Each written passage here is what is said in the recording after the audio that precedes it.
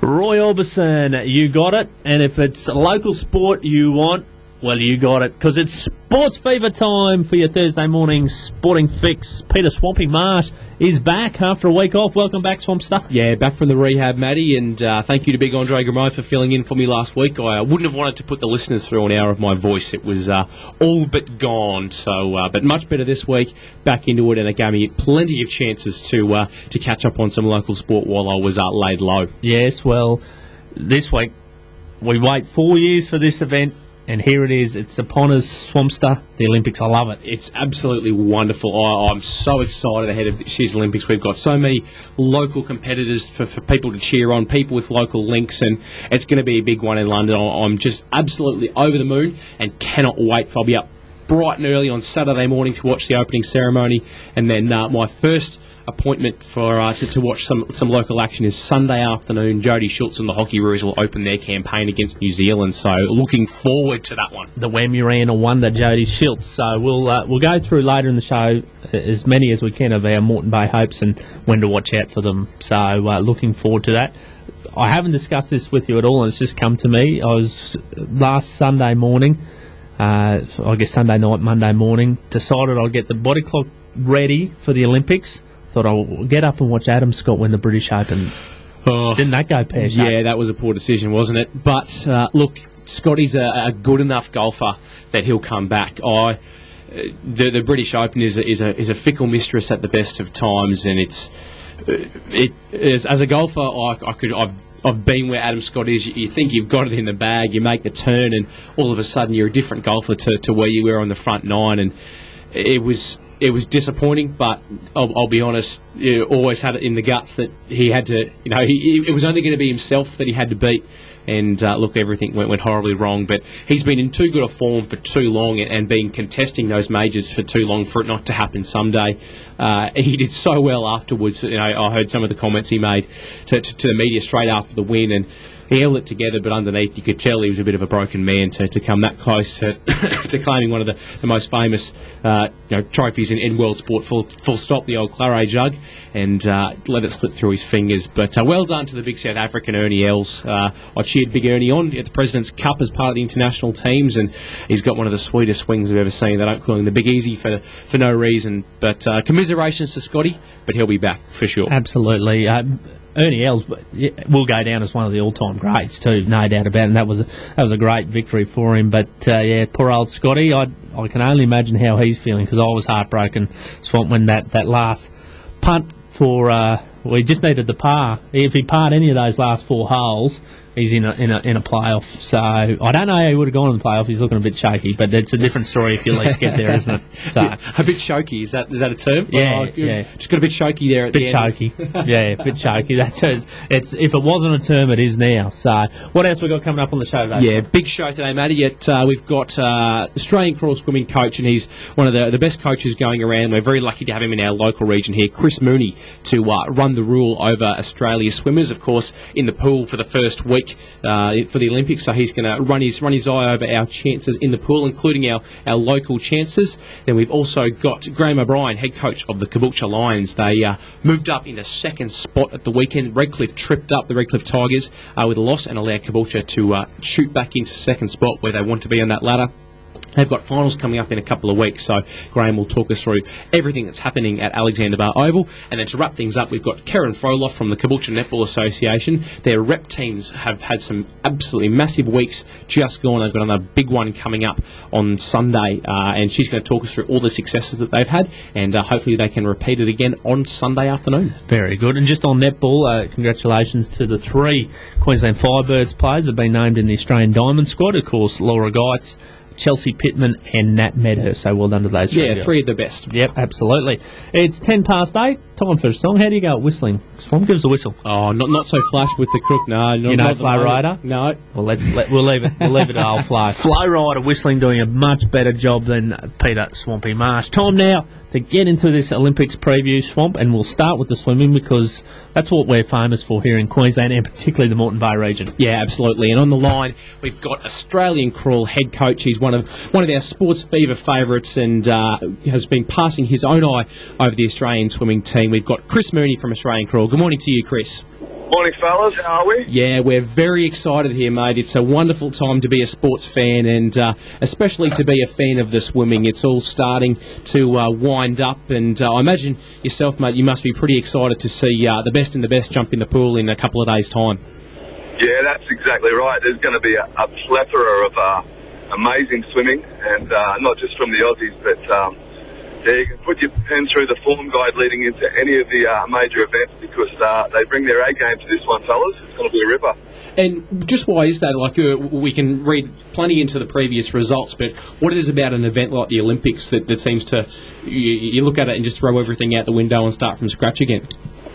Yeah, I think it's just the history of the event, and a lot of the top athletes will take a little bit of a break after each Olympiad, and therefore use the next 3.5, 4 years to get back to peak performance. So yeah, they put everything on the line for this event. I know it's probably like asking you to pick your favourite child, but when you've looked through the program, Chris, what are the big events you're really looking forward to watching? Maybe your big three, the three that you're really, really looking forward to seeing. Yeah, well, if I'm commenting on with my heart or my head, there's going to be two different outcomes here, but I'm going to go with my heart, and I really think the man that needs to step up for us and lead the way will definitely be the missile, James Magnussen. I think he's definitely got the goods. He's been talking the talk, and I think he's wants to be able to walk the walk, so to speak.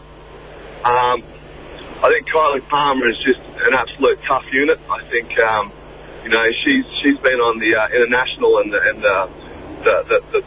she's been competing at a level at this stage for a while now. So I think that she'll have the goods, and of course one of my favourites, Melanie Schlanger.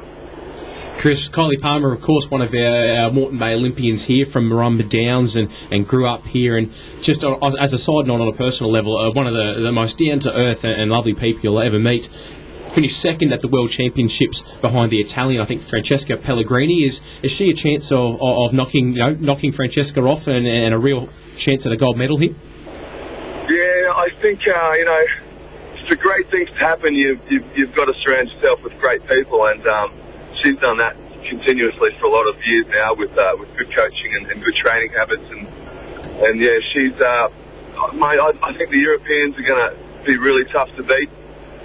The British girls, I think the Americans are going to have a chance. It's a wide open event. I think on the day, it's whoever handles the pressure the best, because you're racing for medals, and it's definitely a pressure cooker event. And I think if she can handle the pressure, I think she's certainly tough enough and good enough to come away with the goods.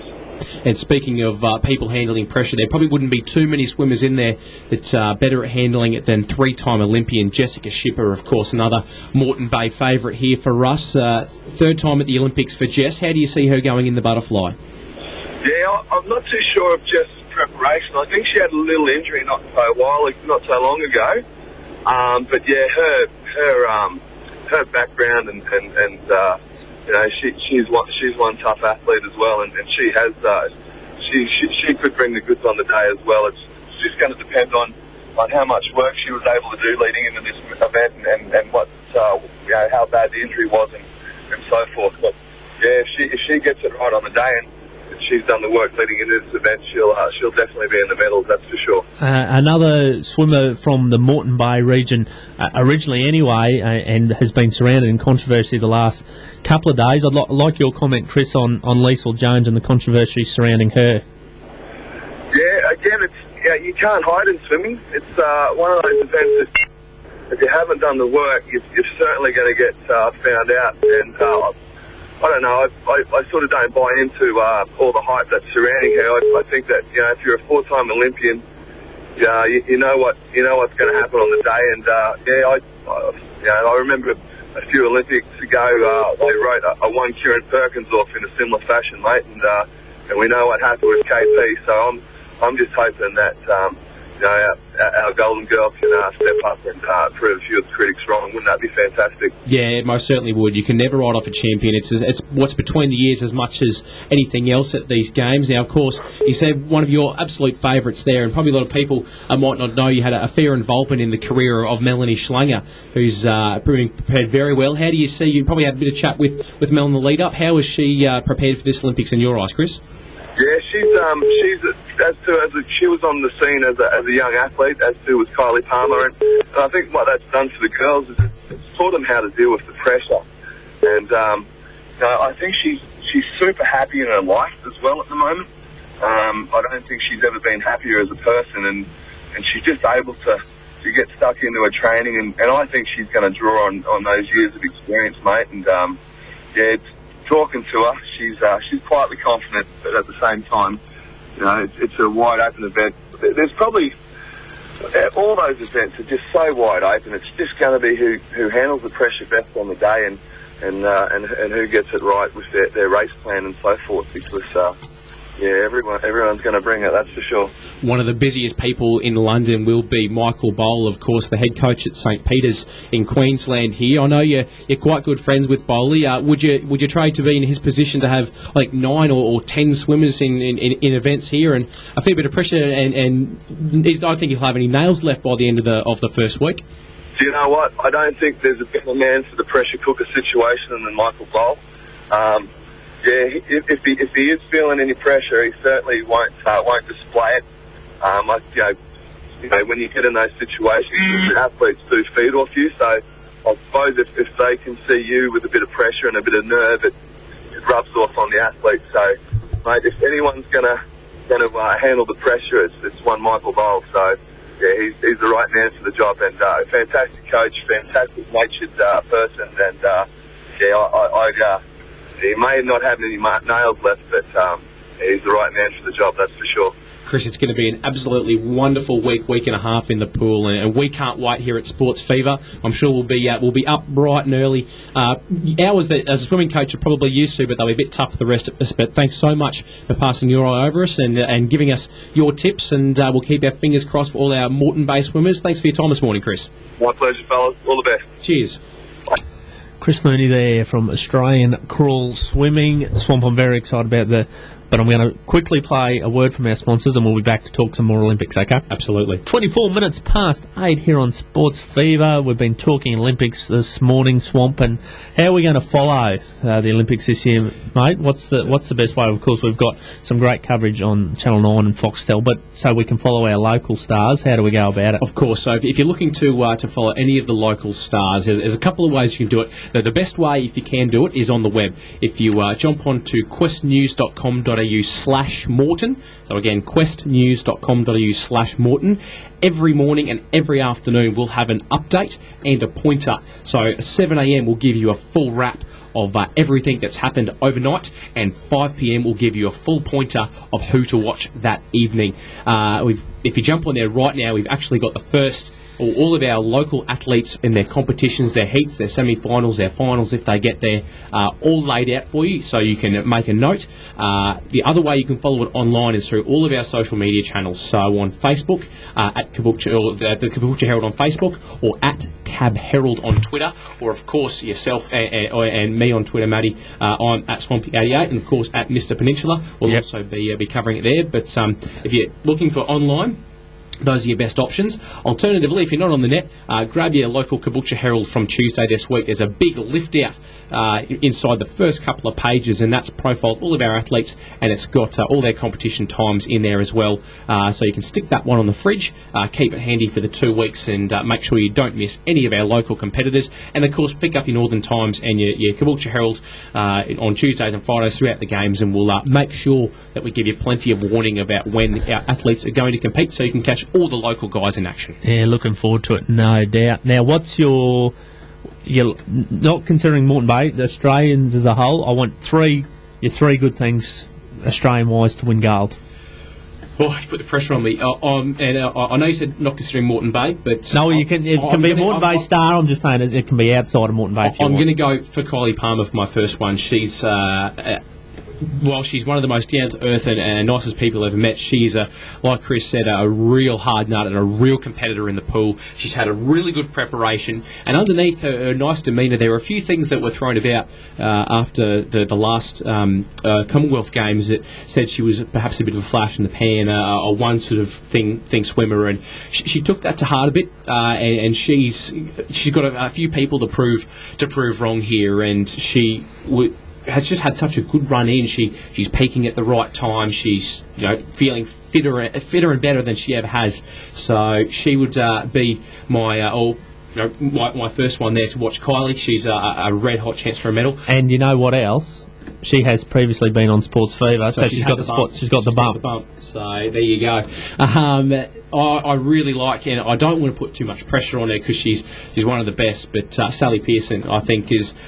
She embodies everything that the Olympics is about. She's a hard-working, amateur athlete, if you will. I mean, it's sort of the athletics has gotten bigger and bigger, but I still remember her shocked face in Beijing where she couldn't remember. That'll go down in Olympics history. That moment. Probably one of my favourite Olympic moments. I know we've had some great gold medalists, but along with Laurie Lawrence's celebration when Duncan Armstrong won his goal in '88, that's up there with one of the great post-race celebrations. Yeah, and look, she's done so well. I think of the last 15 races, she's won 13 of them. So she's definitely one for me to watch. Sally Pearson, she in wonderful form and definitely deserves the medal there. And despite his hiccups, I like the big curly-haired Steve Hooker to prove everyone wrong. He recorded his best jump in I think 2 or 3 years. Only the other day in the lead-up, he's had a little case of the yips, but I think on the big stage, Steve knows how to deliver, and I think he'll be one to watch as well. Fingers crossed for Steve. There's one more I want to throw in there. He's a jumper of a different kind, long jumper, Brizzy boy, Mitchell Watt. Ah, yes. I'm pretty confident he can get a goal. I've had a sneaky few dollars on him too. So if you do have a bet on the Olympics, remember to bet responsibly. But I'm very excited about Mitchell Watt. And I'm going to have to throw one more in there as well, Matty. And I know we were supposed to be looking outside Moreton Bay, but I tell you what, the Hockey Roos with, of course, Jodie Schultz and the parents of Megan Rivers are actually Narangba locals. And Megan Rivers, one of the Hockey Roos veterans, they've had real troubles in Beijing, finished 5th, and have been written off by a lot of people. But they've had a really good preparation. 2 practice games wins this week, and they're flying under the radar a bit, the Hockey Roos. They're a really strong team, and plenty of people just not watching them because of their finish last year, but they're a real red-hot chance to get a sneaky gold medal here, so keep an eye on them as well. Like Chris said, and he was referring to swimming, but it's the Olympics as a whole. Form goes out the window to an extent in this, and it's all the pressure. Some teams thrive on it, some teams go to pieces. It's an amazing fortnight, isn't it, really, the Olympics? And yeah, I love it, Swamp. I love it. Every Olympics, and this is the one bit that I can't wait for. There's those moments where you think back and you remember them, and they're forever etched in your mind. And it's the narrative and all that emotion that the Olympics delivers. That what we love every other sport, just on the scale that the Olympics delivers, it can't be matched. And I can't wait for that moment to be delivered. Yeah, in 2012 in London. One of those moments from the last Olympics that I really enjoyed, it's those moments that you just weren't expecting, was the women's 4x200. Yep. Kylie Palmer, of course, involved in that one. Steph Rice as well. Against all odds, they went out, got the gold. I still nearly shed a tear every time I think about that one, Swamp. I love that one. So many great moments from the Olympics. Next week, we'll be right in the middle of the Olympics. You've got some homework to do. From previous Olympics, I want you to come with your top 5 Olympic moments. Ooh, that's going to be tough. That's your homework. It's going to be tough narrowing it down to 5 is what it's going to be tough doing. But no, we'll get to it. That's it. That's your homework, okay? We're going to play a quick song and be back to talk more sport. Walk this way. 25 minutes to 9 here on SportsFeva with Matthew and Swampy. Time now to talk some local AFL, and joining us on the line from the Caboolture Lions is Graham O'Brien. Good morning, Graham. G'day, mate. How are you? Yeah, we're really good here this morning, Graham, and happy days at the Caboolture Lions this week as well. The Redcliffe Tigers, of course, slipped up last weekend, and with a solid win from the Lions, it's delivered you guys back into second spot on the AFLQ Division 3 Seniors ladder on percentage. I imagine you're a pretty happy coach this week to be back in second spot there. Certainly, mate. The double chance and the chance of a home final is important, I think. And a really interesting competition this year, in that along with Nambour and Redcliffe, with the Lions are one of the three big teams there. But it's been a real hard-fought battle between yourselves and Redcliffe, sort of over the second half of this season, hasn't it? In trying to who's going to finish in that second spot, because Nambour's really been the form side, and it's like you said, important to get the home final and I suppose avoid Nambour. Has that been a real sort of test for the club throughout this back end of the season? Yeah, our aim was always to finish second, mate. When Nambour got a couple of games clear of us, we thought, well, we can't overtake them, so we really want to work hard for second spot. And it's been a wonderful season this year, of course. A big disappointment in the finals last year, getting bundled out in the first round. But the boys have really responded well and have been one of the form sides of the competition. Have you been pretty happy with how they've been going about their football week to week? I have, mate. Yep, they've been fantastic. They've worked really hard, so they're getting some reward. And where have the Lions been good? What's been the real key success this year that's delivered them into second spot on the ladder? Just our player depth has improved enormously.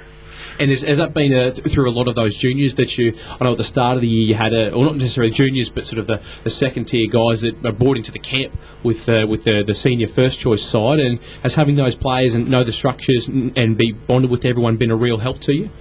Certainly has, mate, and I think we're a lot closer as a footy side, which we worked hard on. It's fantastic stuff. Now, of course, two of the longest-serving servants of Caboolture AFL bring up their 200 games in the next fortnight in Corey Wellington and James Wilkinson. You must be pretty proud of the boys to bring up their big milestone there. They've both been outstanding service to our footy club, mate. And both are... Sorry, right? They've just been fantastic, mate. And both hard-working midfielders there, I believe. Yeah, Moose is actually... Moose. James has been playing at centre-half with us, and he'd be just about leading our best and fairest, I think. Wonderful stuff, and great. Be nice for him to pick up both the 200 and the best and fairest in 1 year. Now, of course, this weekend, big home game at Alexander Bar Oval. Now, Graham, you'll have to forgive me, mate. Your opponent escapes me. Who have you got this weekend? Carlin Vale, mate. Of course, and only 2 weeks left ahead of the competition. What's the real key for the Lions in these last fortnight before finals time rolls around? We just got to find our best form against the sides a little bit below us on the ladder, and then we've got Redcliffe to finish off. And big local derby there to finish off against Redcliffe. Every likelihood that'll decide second spot on the ladder? Well, Redcliffe have got Nambour this week, so if they lose to Nambour and we win, then we can't lose second spot, but our focus is going to be on the last game of the season. Absolutely. It's going to be an absolute monster game. Graham, thank you so much for coming on this morning. Of course, finals rolling around in a couple of weeks. We definitely have to get you back on SportsFeva before those finals kick off, and we'll see how the Lions are doing. Best of luck for the next 2 weeks, and we'll chat again to you very soon. Thanks for your boys' support. Thanks, mate. Cheers, Graham. Thanks, mate. Cheers, bye. Thanks, Graham. Graham O'Brien, head coach of the Caboolture Lions AFL team. And Swamp, we often talk about, this local sports. What a great effort for these two guys, Corey Wellington and James Wilkinson, to chalk up 200 games, because like we see at this real amateur type of level, it's hard to keep players there with work commitments, family commitments. An enormous effort for these two guys, and shows great dedication for the club. Yeah, this applies across any sport in the region that you can think of. Players turning up, not only do they turn up on their Saturday mornings to prepare and do as well as they do, but they've got trainings during the week, they've got trips there and away. It's a big commitment for players to make, and for anyone to get 200 games in any sport like that is a real worthy achievement, and definitely to be celebrated, because it's a big commitment that players have to make to play in these sides. Like you said, it's not the top levels like the Redcliffe Dolphins, where players are able to perhaps commit a little bit more to the footy than they like. These guys have full-time jobs, families, everything else going on in their life, and still turn up for 6 to 8 months of the year to really put in hard effort for the Lions. And look, it's paying off this season. They're doing really well, and Graham will be a very happy coach to be sitting in where he is at the moment. Of course, with Redcliffe taking on Nambour this weekend, it's really given the Lions a chance to firm up that second spot and get a double bite at the cherry and avoid Nambour in a sudden death situation until the big dance, if they get there. You want one shot at those guys, don't you? Just one shot, ambush and get them. Yeah, and look, the Lions have gone very close. They've played Nambour twice this year. I can't off the top of my head recall the second result, but in the first game they only lost by 1 point. They were as close as you could get, and the gap between the two sides last year was massive, and the Lions have really brought that in. So they're a red hot chance come finals time, and definitely worth getting down to Alexander Barr Oval to cheer them on. Good luck to the Caboolture Lions. Now, you mentioned the Redcliffe Dolphins Swamp. It wouldn't be a Thursday morning if we didn't talk about our favourite team, the Redcliffe Dolphins. We were both there on Sunday, a huge Sunday at Dolphin Oval, free entry, and it was the result we wanted, a big win for the Redcliffe Dolphins across all three grades. Oh, it was an absolutely wonderful afternoon. There were smiles all around at Dolphin Oval and a few frowns from the Wynnum fans that did turn out. And not just wins, Matty, comprehensive victories in all grades. There were no question in any of those divisions that the Dolphins were the superior team, and Wynnum have got a bit of searching to do, I think, across all three grades, and Redcliffe will be really strengthened by the fact knowing that what they're doing is right, what they're doing is working, and they've just got to stick to their guns, and there'll be a red-hot chance come finals time. Huge win across all three grades, as we said, and they were all... Well, Colts was Wynnum were 1, Redcliffe were 2. They dusted them and now gone to the top of the table. Redcliffe were 1 in Fogg's A grade. Wynnum were 4, put the cleaners through them, and pretty much has guaranteed top spot in Fogg's A grade. And of course, Queensland Cup was Wynnum were 1, Redcliffe were 2. Redcliffe have now leapfrog Wynnum on for and against. So, and big victories too. I think there was no one that was at Dolphin Oval expected the Dolphins come away 38-6 winners, and it was close for 70 minutes. It wasn't really secured until that last 70 minutes, and Dolphins put the cleaners through them in the last 10. Yeah, the first 30 minutes of that game were absolutely brutal, and I've got to tip my hat to both sides. They played a wonderful brand of football, and I think that's where the Dolphins probably lost it last time. They really got bashed up at Cougar Oval in that first 30 minutes last time and were on the back foot, but they stood up, they weathered the storm and met it, running into the wind, mind you, which is not to be understated there on a Sunday afternoon at Dolphin Oval. A couple of sneaky tries before half-time. Wynnum, of course, hit back not long after half-time to bring it to, I think, 18-6, and that was just about as close as it got for the afternoon. Redcliffe ran away with it in the end, and a couple of half chances for Wynnum, but from what I saw, I was pretty confident that Redcliffe were in the box seat there, and they, of course, stacked on the points those last couple of minutes. But that was always going to happen after that really brutal game that they played in the first half. Hard to really pinpoint anyone in performance like that. Everyone was fantastic on the day, but the one player that he's really on the fringe of that team. He's been there for the last 2 months, coming off the bench. He sometimes will start in that dummy half role, but Tui Samoa. He is the ultimate utility. We've seen him at Kilcoy. He was playing on the wing when Luke Catewell got hurt. He can play. He was initially come to the club as a fullback, so he can play wing. We've seen him in the centres. He came on and replaced Derek Watkins on the weekend, the second row. He is just so versatile, and his energy that he brings to the game. I listened to the commentators. Ben Eichen spoke about that energy. He's just all go. He goes 100 miles an hour. I think he does a little bit of cage fighting in his spare time. So his character, his wife gets the game. She's a great supporter of rugby league. He's got his kids there, and it's just a great vibe he brings to that club. Yeah, Matty, I can't agree more. Before you'd even started there, I knew you were going to say Tui. He just brought such an energy to that side when he came on, and to lose a player like Derek Watkins in that real heavy opening exchange where you want a player like him in the trenches with you, he brings a lot of heart to that side. A big job for Tui to come on to replace a player like Derek, and he was just fantastic. I really can't say too much more than what you said. He was brilliant, Tui, and what impresses me is the way, and it probably comes back to his cage fighting for giggles that he does, is he wriggles out of so many tackles. The guys that think they've got a hold of him, he's not the biggest bloke on the park, but they'll grab him and he'll twist it, he'll turn, and all of a sudden he's out and made 3 or 4 more metres, or in the case that we saw, got out and dived over for the try. So wonderful performance by Tui on the weekend. Yeah, super player, and two of the stars of that team on the weekend have been rewarded with a start for the Broncos this weekend. Well, Monday night they play the Parramatta Eels. Luke Catewell, who's been in enormous form for Redcliffe this season, has been named at fullback, replacing another former Dolphin in Josh Hoffman, who's serving a week suspension. So well done to Luke. I guess we haven't seen him at fullback for the Dolphins, but he spent a lot of time for both South Sydney and the Titans and the Ipswich Jets last year. Also played fullback for the Queensland Residents last year, so he'll do a great job at fullback, I've got no doubt about it. And the other one is Aaron Whitchurch, called Stanley Rivers Jr. and he'll be great. He reminds me so much of Brent Tate Swamp. It just, even in looks, just at the same age, so much strength, so much pace.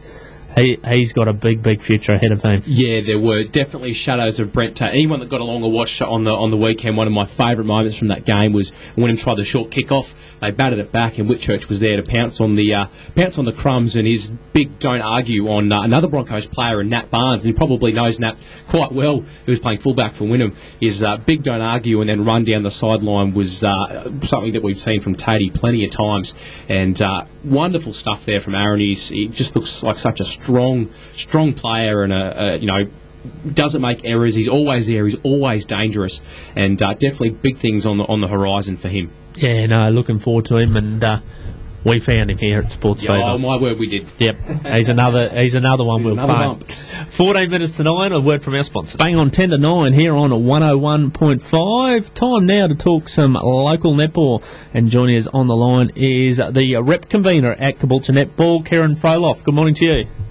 Hi, Peter. How are you? Yeah, we're really good this morning here, Karen, and good things happening at the Caboolture Netball Association at the moment in terms of the representative teams that we're putting out there. It's been a bit of a successful patch for you. First of all, talk us through the Rep Carnival that Caboolture held, I think it was a fortnight ago, down at Centenary Lakes. Big success there for most of our rep teams. It was a great weekend. Fortunately for us, the weather held off. That was our biggest fear. And so after that, we could get on and play lots of netball. We took 11 teams to that carnival, ranging from 13 or 12-year-olds right up to opens.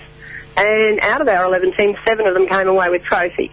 So that was pretty exciting. It's a wonderful conversion rate there, and it's not by chance that the rep program is doing as well as it is at the Caboolture Netball Association. You guys have put in some really hard work over the last 3 or 4 years to bring that up to the standard it is. We've tried to make our rep netball a lot more professional so that our girls are getting a lot better training, our coaches are better trained, we're better organised, and I think we're seeing that come out in our results now. And what's been the response from the girls there, Karen? Are they also really excited to have that really professional rep program available at Caboolture there? Look, I think so. We're getting girls that are starting to travel to join us from other areas. Girls that are seeing the results we're getting and the type of coaching that our girls are getting, and so now we're starting to have other girls that are saying, okay, well, I want to come and join that and see if I can improve. We've got a lot of girls that are moving on through the pathways that Netball Queensland has, and then moving further up into higher levels of netball, and I think that's thanks to the good coaching they're getting through us. And it's one of the best programs in any sport going around that Netball Queensland offers in terms of the pathways that are available, and of course we've seen the much higher profile of the sport through the ASN Championship, and of course a couple of our favourite guests on the show here, and Laura Geitz and Jacinta Messer, 2 Firebirds there. Has that given the girls a real boost, you think, in seeing that the professional avenues are available to them through netball? I think they can identify with those players, and they look at the positions the girls play on the court and the Firebirds, and they go, oh, that would be me. And Laura's doing a great job. She's running clinics where she comes out into the associations and actually does some development stuff with the younger girls, and that's really exciting for them to be able to see, a Firebird up close. Now, of course, no rest for the rep teams coming up after the big carnival a couple of weeks ago. We've got another big one coming up on Sunday. It's the Queensland Country Carnival, but I think there's only 1 or 2 associations from across the state that won't be represented there. 5 teams the Caboolture Association is sending along. How are the girls feeling ahead of the big carnival on Sunday? Well, we had training last night, and they're all pretty excited. They were working hard at training. Fine-tuning those court plays and making sure that everybody's all organised and knows what's going on for the weekend. We leave tomorrow morning at about 6 o'clock, and then play starts at 8 o'clock Saturday morning and goes right through to 8:30 Saturday night, and Sunday we start at 8 and finish at about 3. And who are the teams that are a real chance to come out on top at the end of this carnival from Caboolture? Look, I'd be thinking our 17-year-olds, our 13-year-olds, and maybe even our 14s might pull something off in there.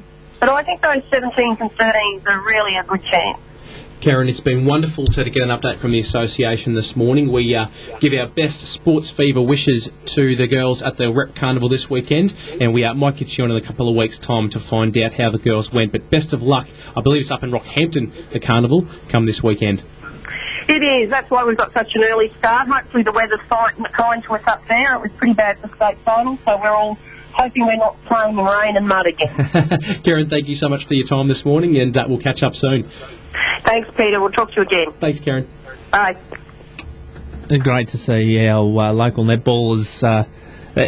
These Rep Carnivals continue. We always talk about these pathways, but they're a very important step, aren't they? Yeah, really, really important step for the girls. It's from here that they get selected to the Queensland sides and Queensland development squads, and then from there, of course, they've got their opportunities through the Australian squads and the Australian teams, and then, of course, it's just a really wonderful program they got through netball, and one of the biggest sporting associations in our region here in Caboolture is the Caboolture Netball Association, doing some really good work there. So SportsFeva bump to all the Caboolture Netball Association rep girls. Watch out for all the other associations after we gave the Caboolture girls the bump. 5 minutes to 9, hippie shake. Time now for our Over the Moon segment, and joining us on the line is Shane Moon. How are you, Mooney?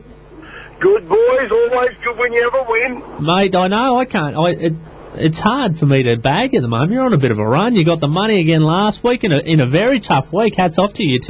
You tipped rather well. So you're in form. So you're the pin-up boy. Your photo's back up at the Caboolture Sports Club, but as the poster boy there at the moment. Mate, they have. They got red carpet every time I go down there. Now they're rolling out the red carpet for me. Patch and the boys really looking after me at the moment. Oh, that's great news. Now, time is on the wing for us this morning. We've left you till 8 because we don't like you skiing, so we've tried to keep you to the end just to sneak in. So we'll run through these tips very quickly. You're taking on Zane this morning, so let's see how you go. The Dragons of Storm. Mate, Storm, good team out of form. I'll hit back this week. The Storm, the Roosters versus the Titans. Mate, I'm going to stick with the Titans, mate. I think they're a good side. I think they're playing good football at the moment. They'll go well. The Bulldogs take on the Cowboys. Should be a great clash. Mate, great clash. Really undecided here. Would really love to put the money on the Cowboys. Another good Queensland team, but, mate, the Doggies are absolutely in a purple patch at the moment. I'm going to stick with the Dogs on this one. The Dogs. The Eagles take on the Warriors. Mate, Eagles at home. Eagles at home. The Sharks take on the Penny Panthers. Mate, Sharkies at home as well, mate. I don't think Penrith will have it down there. Sharkies at home. The Raiders take on the Knights. Probably the two most up and down teams in the comp. Mate, I reckon be like Bailey pole vaulting at the moment. Steve Hooker would have a great time with him. But, mate, I'm going to stick to Canberra down there. I think home ditch. The Green Machine. The Rabbits take on the Tigers, which should be a good attacking clash. Mate, I almost changed my one here because they're going to suffer with their suspensions and injuries down there south, but mate, the Tigers are not overly impressive at the moment either. I'm going to stick with the red and greens, mate, at home at ANZ. The red and greens, and then finally on Monday night, the Broncos take on the Eels. Your team versus my team, Mooney. Mate, I tell you what, I was going to go one way here, but I thought, nah, because you boys are all over these guys like a bad rash, and I think Parramatta's hitting a bit of a purple patch at the moment, mate. Without a coach, we've got Widget and Ricky coming into the seat. I think they're all going to be looking for jobs next year, and Ricky's going to have the knife out. I'm going to go Para against the Bronx. There you go. He's tipped them. He's stuck loyal for once in his life. How many different? 5 different. Wow. Matty. It's going to be interesting. Mooney likes the Titans, but Zane likes the Roosters. Mooney likes the Bulldogs. Zane's picked the Cowboys. Zane's picked the Panthers instead of the Sharks. He's picked the Knights instead of the Raiders. And like a good Queensland person, unlike these New South Welshmen, Zane's picked the Broncos to get over the Eels. So plenty on the line. Mate, could you find someone that knew football to tip against me? That's it. Oh, well, it will be interesting, Mooney. But anyway, we better go. We've got to wrap up the show. We'll talk to you again next Thursday. Yeah. Bye, listeners, and remember, one good steak, go down to the sports club. That's it. Our proud sponsors, the Caboolture Sports Club, they're providing us the prize for Mooney's Comp. That's us done, Swampy. Thanks for this morning. Good luck to all our athletes at the Olympics game, particularly all our Moreton Games, all Moreton Bay athletes, and also good luck to the Caboolture Snakes taking on Caloundra Sunday afternoon at the Snake Pit. 3 p.m. And also Bribey take on Kawana At home. Stand by now for the local news.